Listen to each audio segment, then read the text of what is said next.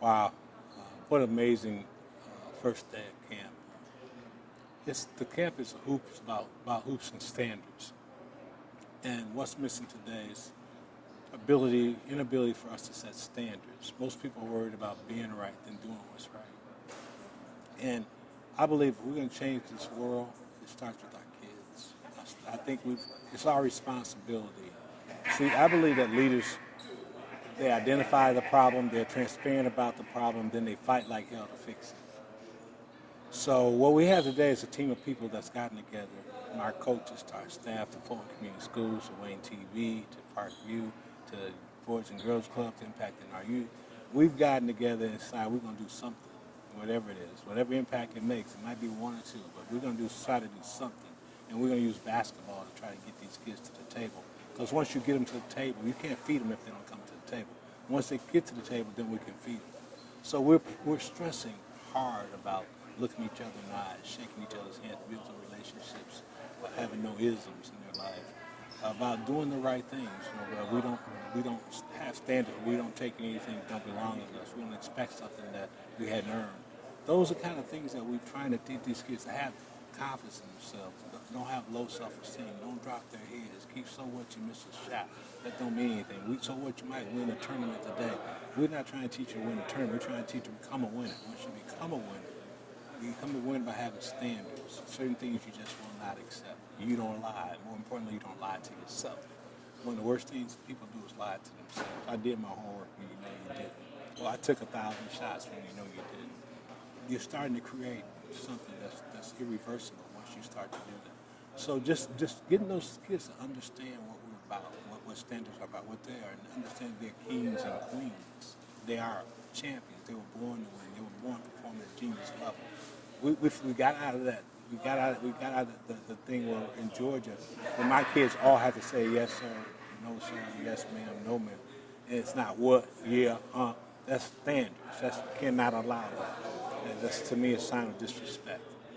And so we're just teaching those kids, and hopefully one or two of them will get it where it becomes part of it, how to treat their siblings, how to treat their mom, and let them know what their last names mean to them, and who they are, and who God says they are.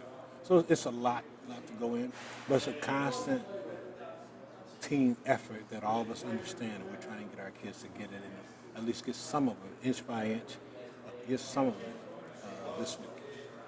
Talk about too, and just the excitement that brings to these children to be here. And again, it's a basketball camp, and maybe that's all they think about, but it's all about building character, but also the importance to you to interact with these children and to give them your life experiences. I absolutely love that opportunity because it is a responsibility and it's a privilege. God put you in that position for a reason.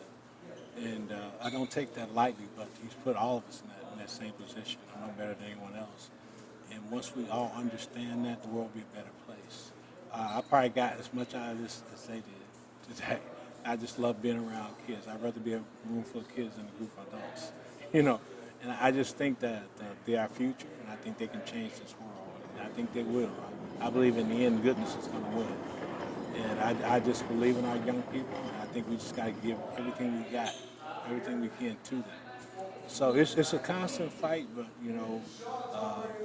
God's not done with us. He gave us the energy and the vision to do it. I believe that if you see it and you dream it, and if you pray about it, and then you fight for it, then you go get it.